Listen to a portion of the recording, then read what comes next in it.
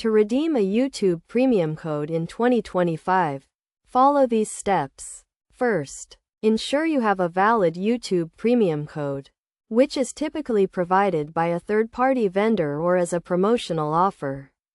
Next, go to the YouTube website and sign in to your Google account.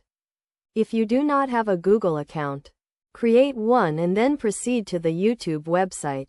After signing in, click on your profile picture in the top right corner of the screen. Then click on Paid Memberships. Now, click on YouTube Premium and then click on Redeem Code.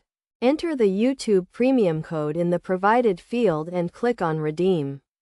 Your account will be upgraded to YouTube Premium, and you will receive access to ad-free videos, exclusive content, and offline playback. To verify that your code has been successfully redeemed, check your account settings and look for the YouTube Premium membership status.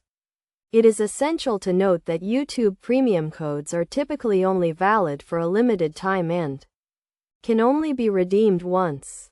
Also, be aware of any terms and conditions associated with the code, such as automatic renewal and billing.